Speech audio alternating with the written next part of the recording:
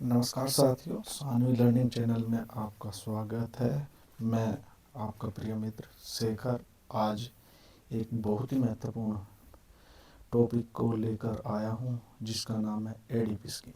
ADP scheme जो है भारत सरकार के सामाजिक न्याय और अधिकारिता मंत्रालय के विकलांग व्यक्तियों के अधिकार विभाग यानी कि दिव्यांगजन विभाग के अंतर्गत आती है। इसमें कुछ अमेंडमेंट किए गए हैं, कुछ चेंजेस किए गए हैं। ये 15 आपको इस पूरी जो स्कीम है उसका नाम जो है ये याद रखना होगा।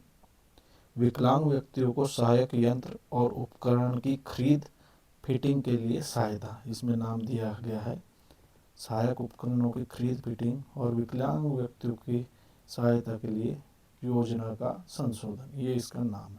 इंग्लिश में यदि चाहेंगे तो असिस्टेंस, थोड़ी सी राइटिंग का भी पेन टैप पे लिखने में प्रॉब्लम हो रही है, तो assistance to disabled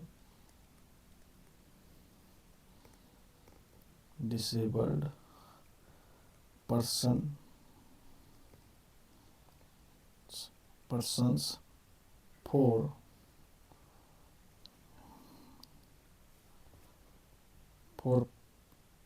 purchasing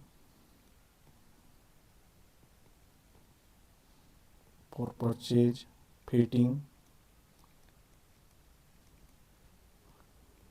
of aids and appliances।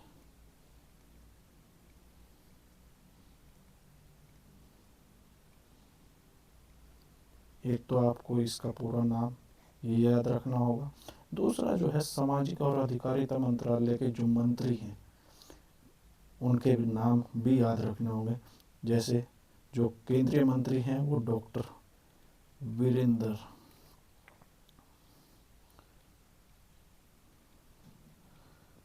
Virendra Kumar जो कैबिनेट मिनिस्टर हैं। दूसरे हैं श्री रामदास अठावले जी,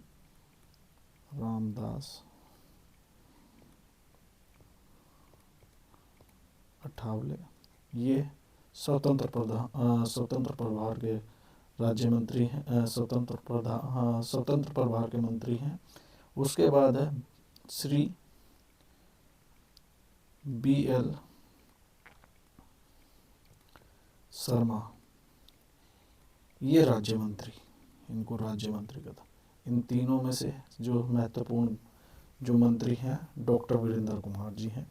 अच्छा, अब आगे हम जानेंगे ये 15वें वित्त आयोग की जो अवधि है उसमें 1/4/2022 से 31/3/2026 के दौरान ये अमेंडमेंट लागू रहेंगे। उसके बाद इसमें दिया गया है जो सक्षम प्राधिकारी एडीपी योजना को दिशा निर्देश के कुछ संशोधनों को जो है मंजूरी दी गई है, जिसमें क्या होगा जो अधिक समावेशी होगा और उपयोगकर्ता के लिए जो है वातावरण अनुकूल बनाएगा।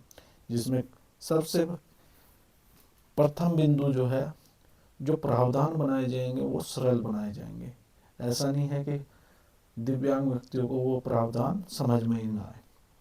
उसके बाद जो शिक्षा मंत्रालय के जो दिशा निर्देश हैं उनको भी इसमें शामिल किया गया।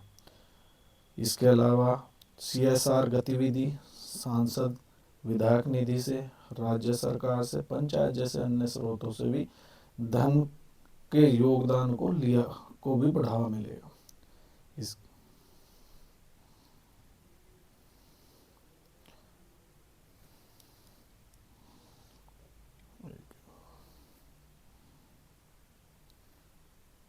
ये जो है लागू जो होगी 26 सितंबर, ये दिया है 26 सितंबर 2024 से लागू की जाएगी। 2024 से आपको इस चीज़ का मैंने बता ही दिया है।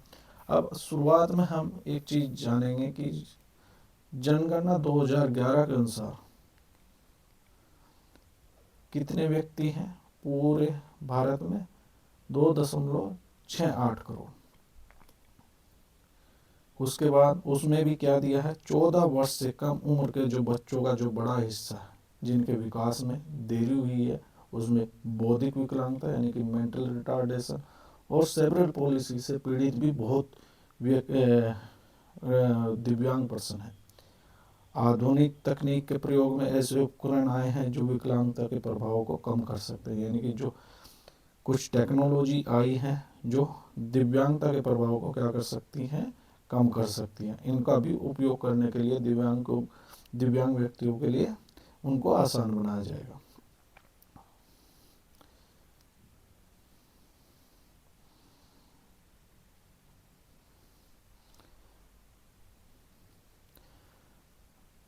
अब संशोधन क्या क्या किए गए हैं।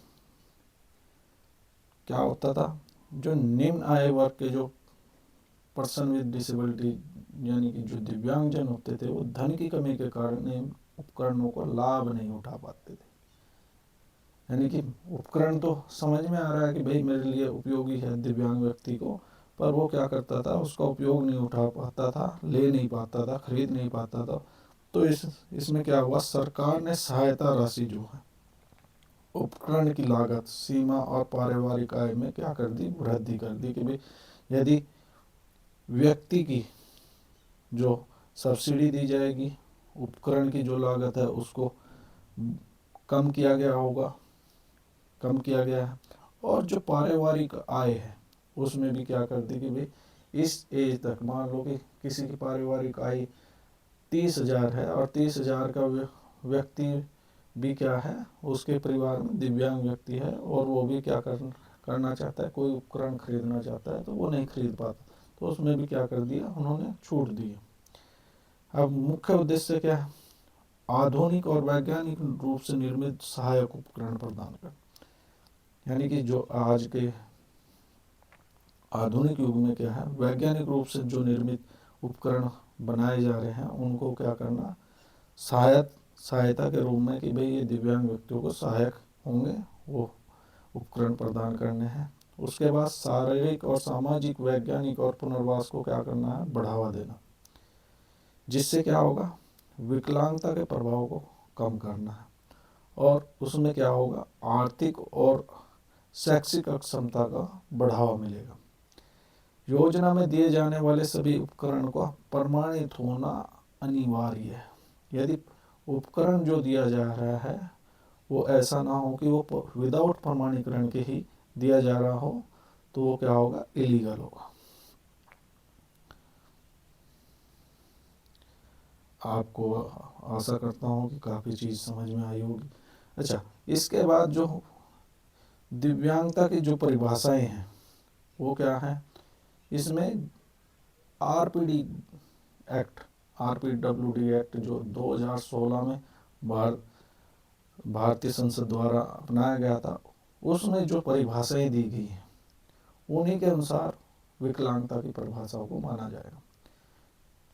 जो एजेंसियां, कार्य कैसे होगा, कुछ कार्य उन एजेंसियों के माध्यम से लागू की जाएंगी।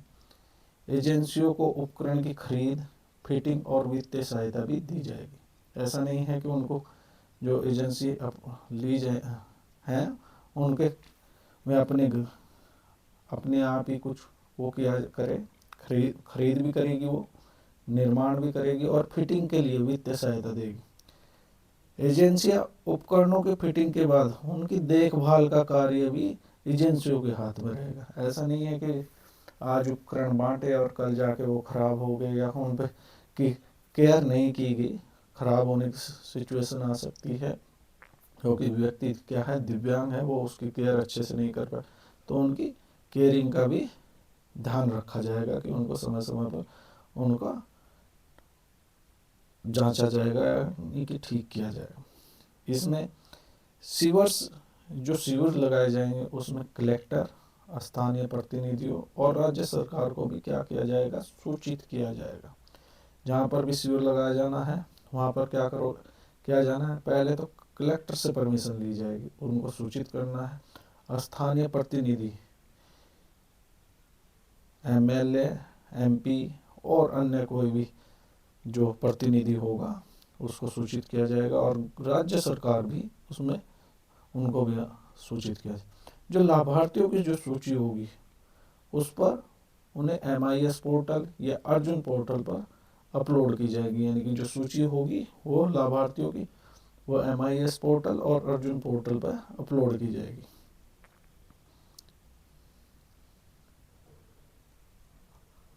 आवश्यक जो सुधार के लिए कुछ प्रावधान किए गए हैं, जैसे कि उपकरण की फिटिंग से पहले यदि किसी की सर्जरी की आवश्यकता है, किसकी आवश्यकता है, सर्जरी या हस्तक्षेप की आवश्यकता है, तो उसके लिए यदि किसी को भाषण और श्रवण बाधिता में कुछ प्रॉब्लम है और उसमें सर्जरी होनी है तो उसके लिए 1500 रुपये प्रति व्यक्ति दिए जाएंगे। उस दूसरा जो है दिव्यांग यानी कि दृष्टिबाधित व्यक्ति है तो उसको 3000 रुपये तक की राशि दी जाएगी, और लोकोमोटर डिसेबिलिटी से यदि कोई व्यक्ति ग्रसित है तो उसको 15,000 रुपये की राशि दी जाएगी। यह सहायता फिटमेंट से पहले की सर्जरी के लिए होगी। किससे? यह सहायता फिटमेंट से पहले की सर्जरी के लिए होगी, न कि फिटमेंट, यदि फिटमेंट बाद में होना है और सर्जरी पहले की जाएगी उसके बाद उसको उपकरण लगाया जाएगा। कौन कौन सी एजेंसियां इसमें कार्य करेंगी? पहली है जीत एलएम को।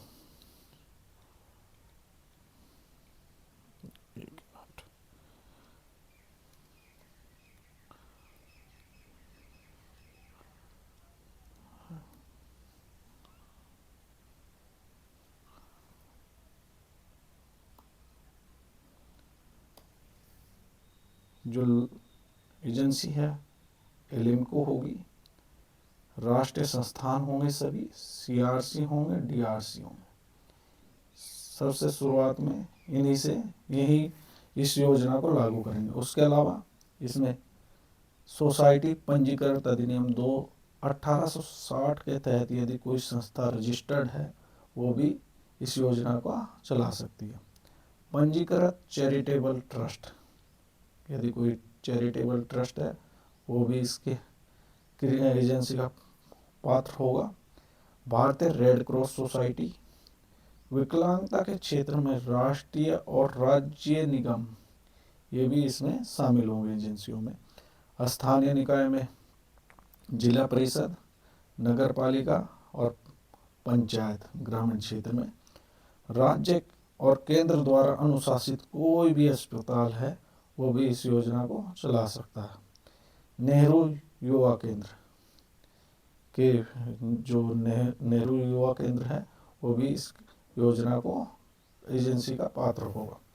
उसमें भी वरीयता जो दी जाएगी, जिसके पास RCI पंजीकृत RCI रजिस्ट्रेशन है वो इसके लिए उनको वरीयता दी जाएगी। जिनके पास उपकरणों के निर्माण और फिटिंग के लिए आवश्यक मशीनरी और बुनियादी ढांचा होगा, यानी कि उपकरण का, यानी कि जो उपकरण वो बनाए जा रहे हैं उनके निर्माण और फिटिंग करने के लिए क्या होगा, आवश्यक मशीन होना उनके पास जरूरी है। इसके अलावा जो मशीनें बनेंगी उन पर ISI मानकों के अनुसार या ISO प्रमाणीकरण के साथ ही उत्पादन की क्षमता होगी, नहीं तो वह उपकरणों को नहीं बना सकता।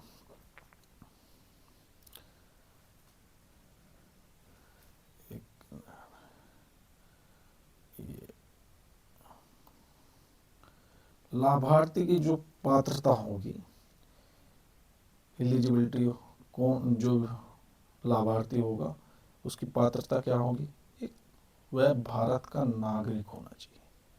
क्या होना चाहिए? नागरिक होना चाहिए। दस्तावेजों में उसके पास UDID कार्ड या कम से कम उसके पास 40% तक का विकलांगता प्रमाण पत्र का नामांकन होना चाहिए। आधार संख्या या उसकी नामांकन ID होनी चाहिए। आय जो है उसकी 30,000 से अधिक नहीं होनी चाहिए। यदि 30,000 से अधिक होगी तो वो पात्र नहीं होगा। इसके अलावा जो है आश्रितों में, यदि कोई दिव्यांग व्यक्ति किसी पर आश्रित है, यानी कि उसके माता पिता या अभिभावक कोई भी हो सकता है, उसकी आय भी 30,000 से कम ही हो, वो पात्र होंगे। इसके और अगला जो बिंदु दिया गया है उसमें दिया गया है 3 वर्ष के दौरान उसी उद्देश्य से सहायता न मिली हो, यानी कि 3 वर्ष तक उसे उसी उद्देश्य के लिए कि यानी कि कोई मोबाइल फ़ोन या कोई भी ऐसी उपकरण लेना चाहता है और वो 3 वर्ष तक नहीं मिला है तो उसको उपकरण के लिए वो पात्र होगा। 18 वर्ष से कम आयु के बच्चों के लिए यह सीमा 1 वर्ष है, यानी कि जो 18 वर्ष के जो बच्चे हैं जिसमें अब ये 3 वर्ष के बजाय 1 वर्ष कर दी गई है इनके लिए। जो प्रमाण पत्र जो बने होंगे राजस्व एजेंसी, एसडीएम, तहसीलदार के द्वारा जो बना होगा आय प्रमाण पत्र, या बीपीएल कार्ड धारक, मनरेगा का कार्ड धारक, सांसद विधायक द्वारा प्रमाणित कोई व्यक्ति, यदि सांसद सामने या विधायक ने लिख दिया है कि भाई ये इसकी आय 30,000 से कम है तो वो भी इसका पात्र होगा।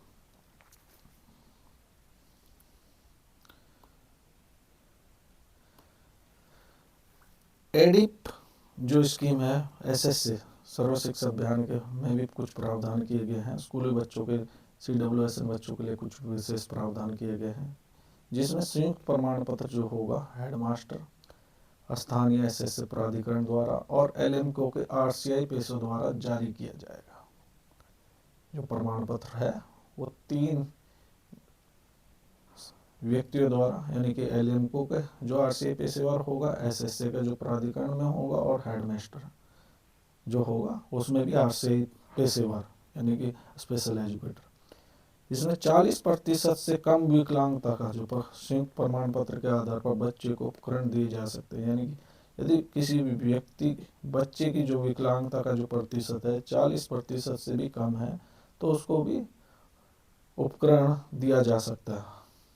TLM kit, teaching learning material, 6 वर्ष तक के बच्चों के लिए विकास में देरी के, यदि विकास में देरी है और बच्चा किस एज तक का है 6 वर्ष तक का, तो उसको बौद्धिक विकलांगता की किट दी जा सकती है।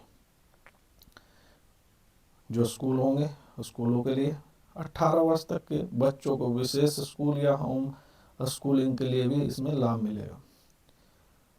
और मोटर चालित ट्राईसाइकिल कक्षा 9 से 12वीं तक के छात्रों को दी जा सकती है। जो मोटर ट्राईसाइकिल है, पर इसमें कंडीशन दी गई है जो आयु है 16 वर्ष हो और विकलांगता की जो शर्त है 40% तक की छूट है, यानी कि इसमें थोड़ा छूट दी गई है।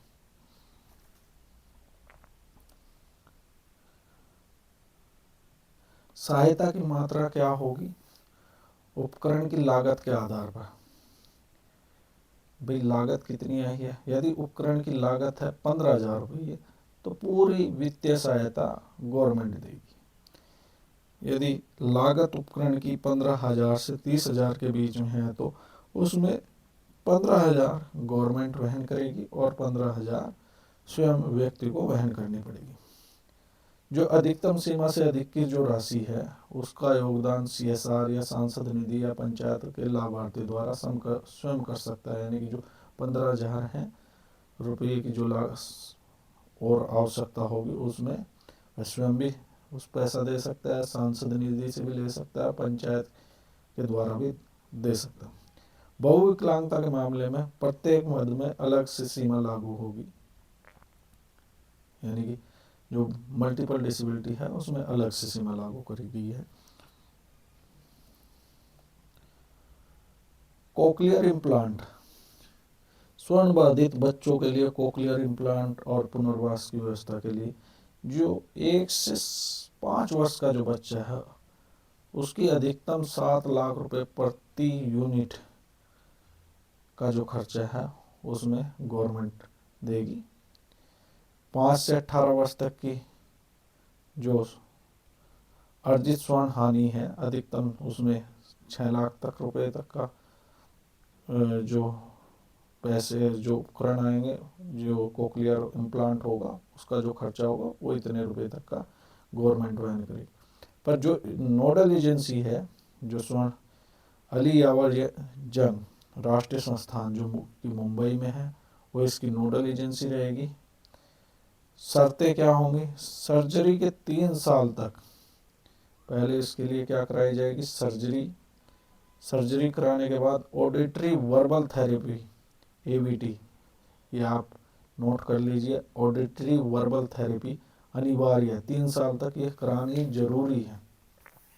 पर जो उपकरण जो खरीदे जाएंगे वो एलएमको के द्वारा ही खरीदे जाएंगे। आप ऐसा नहीं है कि कहीं से भी आप कोई उपकरण खरीद सकते हो। नोडल एजेंसी आपको पता लगी, अली यावर जंग राष्ट्रीय संस्थान मुंबई में है। सर्जरी के लिए आपको ऑडिटरी वर्बल थेरेपी करानी होगी और जो उपकरण की जो खरीद होगी वो एलएमको के द्वारा होगी। आय के अनुसार सहायता क्या मिलेगी? यदि कुल आय 22,500 रुपये है तो उपकरण की पूरी लागत जो है इसमें गवर्नमेंट वहन करेगी। यदि उपकरण की जो लागत है 22,501 रुपये से लेकर 30,000 तक है तो उपकरण की लागत 50% स्वयं वहन करनी पड़ेगी। उसमें भी यात्रा लागत, यदि कोई व्यक्ति कहीं पर उपकरण लगवाने के लिए आता है तो उसको प्रति 250 रुपये 250 रुपये की सीमा तक यात्रा किराया भी दिया जाएगा। लेकिन उत्तर पूर्वी क्षेत्रों के लिए ये विशेष छूट होगी। लाभार्थी को अपने निवास के निकटतम केंद्र पर ही जाना होगा। यानी कि कोई व्यक्ति जयपुर के पास में है तो वो अपने निकटतम जो पुनर्वास केंद्र होगा वो जयपुर जा सकता है। अलवर वाला है तो अलवर जा सकता है, दिल्ली वाला है दिल्ली जा सकता है, या देहरादून वाला है देहरादून जा सकता है। भोजन और रहने का जो खर्च है, जिसकी मासिक आय 22,500 तक की आय वाला जो लाभार्थी होगा उसका रहने का और लॉजिंग, बोर्डिंग और लॉजिंग 100 रुपये प्रतिदिन की दर से दिया जाएगा। यदि वह व्यक्ति 15 दिन तक की यदि उसकी सर्जरी होती है तब तक मिलेगा, और यदि कृत्रिम अंग 5 दिन तक फिट हो सकता है तो उसको इतने 100 रुपये मिलेंगे। एयर मोड फिटिंग में भी 5 दिन का दिया गया, ये भी 100 रुपये प्रति व्यक्ति। जो उपकरण है, एक विशेष समिति द्वारा समय समय पर आधुनिक उपकरणों की सूची जारी की जाती है, वो अर्जुन पोर्टल पर उपलब्ध होती है। कौन सा उपकरण पोर्टल है? अर्जुन पोर्टल, ये आप वहाँ पर जाकर चेक कर सकते हो। फिर हाई एंड प्रोस्थेसिस और मोटरसाइकिल, इसमें दिया है जो 40% या अधिक लोकोमोटर विकलांगता का जो व्यक्ति होगा, दिव्यांग होगा, उसको यह मिलेगी। पहला सर्टिफिकेट उसके पास इतने 40% या अधिक लोकोमोटर विकलांगता का होना चाहिए। सब्सिडी की जो सीमा है यानी कि 30,000 तक की उस पर सब्सिडी मिल जाएगी। फिटिंग केवल सरकारी केंद्रों या एलएमको द्वारा ही की जाएगी, यानी कि सरकारी केंद्र होना चाहिए या एलएमको हो तो उसके द्वारा ही ये फिटिंग की जाएगी, अन्य कोई कहीं से भी आप नहीं खरीद सकते। खरीद तो सकते हो पर उसमें आपको सब्सिडी नहीं मिलेगी। मोटर चालित ट्राईसाइकिल या व्हील चेयर, इसमें गंभीर विकलांगता कितने प्रतिशत? 80% और अधिक के लिए, यानी कि गंभीर विकलांगता के लिए इसमें 80% दे दिया गया है। आयु जो दी है 16 वर्ष या उससे अधिक हो, उससे 16 वर्ष या उससे अधिक हो, इससे कम के व्यक्ति को ये नहीं मिलेगी। सब्सिडी की जो सीमा दी गई है पैसे की, वो 50,000 रुपये प्रति मोटरसाइकिल, मोटर चालित जो ट्राई साइकिल है या व्हील चेयर है, इतने 50,000 रुपये तक ही मिल सकती है। 5 साल में एक बार प्रदान की जाएगी, नहीं तो आप हर साल क्या करोगे, हर 2 साल में नई मोटर चालित ट्राईसाइकिल की डिमांड करके ले सकते हो। इसमें छात्रों के लिए विकलांग शर्त में जो है 40% की छूट दी है। जो प्रशासनिक जो बजट है, यानी जो गवर्नमेंट इसका जो बजट है उसमें 1% जो है जागरूकता के लिए लगाया जाएगा। तकनीकी सहायता, मोबाइल ऐप, पोर्टल प्रबंधन के लिए उपयोग किया जाएगा। किस किस के लिए? जागरूकता के लिए, तकनीकी सहायता के लिए, मोबाइल ऐप या पोर्टल प्रबंधन के लिए। लाभार्थियों की पहचान कैसे की जाएगी? पहली चीज, शिविर गतिविधि, ये जिला स्तर पर होगी, वहीं पर मूल्यांकन होगा और वहीं पर उस पर वितरण किया जाएगा शिविर में जो भी उपकरण होंगे। मुख्यालय गतिविधियां संस्थानों या केंद्रों पर सीधे आने वाले लाभार्थियों के लिए है। मोबाइल ऐप, जो नए पंजीकरण या पुराने उपकरणों की मरम्मत के लिए अनुरोध के लिए ऐप लॉन्च किया जाएगा। यानी कि एक तो नया पंजीकरण होगा, उसके लिए पुराने उपकरण की मरम्मत करानी है, उसके अनुरोध करना है कि भाई मेरे को ये मरम्मत करानी है, वो ऐप के पे जानकारी दी जाएगी। अर्जुन पोर्टल, पंजीकरण के लिए 6 महीने के भीतर, कौन सा पोर्टल? अर्जुन पोर्टल पर 6 महीने के भीतर जो अनुरोध किया जाएगा उस पर कार्रवाई की जाएगी। सभी गतिविधियां किसके द्वारा संचालित की जाएंगी? अर्जुन पोर्टल के द्वारा। आशा करता हूँ काफी चीजें क्लियर हुई होंगी। अनुदान प्राप्त करने के लिए जो एनजीओ हैं, कुछ एजेंसियां हैं, वो सीधे विभाग को भेजने के लिए किस पे भेजेंगे? ई अनुदान पोर्टल पर अप्लाई करना होगा उनको। उसमें कौन कौन से डॉक्यूमेंट्स होने चाहिए? आरपीडी डब्ल्यूडी एक्ट अधिनियम 2016 के तहत वो क्या होना चाहिए? पंजीकृत होना चाहिए। यदि वो पंजीकृत नहीं है तो उसको अनुदान नहीं मिलेगा। उसमें संस्था के नियम, उद्देश्य और प्रबंधन समिति इस सदस्यों की सभी जानकारियां होनी चाहिए। जो उसमें ट्रस्टी हैं उनका पैन और आधार नंबर, ये डिटेल भी एनजीओ के इस पे अनुदान ई अनुदान पोर्टल पर अपलोड करनी होगी। पिछले वर्ष का जो ऑडिट लेखा या वार्षिक रिपोर्ट है वो भी यहाँ पर अपलोड करनी पड़ेगी। उपकरण के मुफ्त में रख रखाव का भी आश्वासन देना होगा कि भाई हम यहाँ पर मुफ्त में जो हमारे पास उपकरण आए हैं उनको हम सही तरह से रखेंगे, इसका भी आश्वासन देना होगा। SC, ST, OBC और विकलांगों के लिए आरक्षण यदि कर्मचारी 20 से अधिक है, इसका भी प्रावधान करना होगा। मंजूरी, भाई जो फंड रिलीज किया जाएगा उसकी प्रस्ताव की क्या की जाएगी? जांच की जाएगी और उपयोगिता प्रमाण पत्र प्राप्त होने के बाद ही क्या होगा? वित्तीय सहायता दी जाएगी। एनजीओ की स्क्रीनिंग कमेटी की सिफारिश और भौतिक निरीक्षण अनिवार्य है। जो स्क्रीनिंग कमेटी की जो सिफारिश की गई है और उनका भौतिक निरीक्षण वो भी क्या किया जाएगा? अनिवार्य रूप से किया जाएगा। कम से कम 2% लाभार्थी, यानी कि 100 में से 100% में से, यानी कि 100 व्यक्तियों में से 2 व्यक्तियों का भौतिक सत्यापन होगा कि भाई हाँ इनको ये उपकरण या इनको ये सहायता दी गई है दिव्यांगों को। प्रशासनिक व्यय, अनुदान का 5% शिविर के संचालन में उपयोग किया जाएगा। यदि मेगा कैंप है तो उसमें 10% उपयोग किया जाएगा अनुदान। यदि राशि क्या दी गई है? 10 लाख से कम के अनुदान पर जो है एक ही किस्त में आमतौर पर जारी की जाती है। अनुदान एक ही किस्त में जारी कर दिया जाता है। सहायता की शर्तें जो हैं, वितरण के 2 दिन, जो भी वितरण किया गया उपकरण 2 दिन के भीतर लाभार्थियों का जो डाटा होगा, रिकॉर्ड होगा, वो अर्जुन पोर्टल पर अपलोड करना होगा।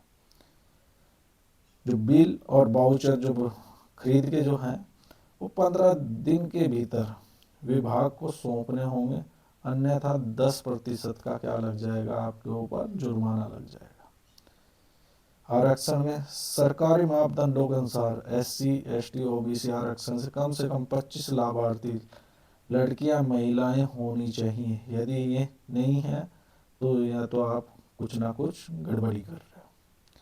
शिविरों में योजना का जो विवरण होगा, फोटोग्राफ होंगे, वे क्या करने होंगे, आपको अपलोड करने होंगे। व्हील चेयर और ट्राईसाइकिल के पीछे मंत्रालय का नाम होना चाहिए। क्या नाम होना चाहिए? मिनिस्ट्री ऑफ सोशल जस्टिस और एम्पावरमेंट। जो सभी भुगतान है, यदि आपने मंत्रालय का नाम नहीं लिखा तो ये आप गलत कार्रवाई कर रहे हो। जो पेमेंट किया जाएगा वो ई पेमेंट या आरटीजीएस के माध्यम से किया जाएगा।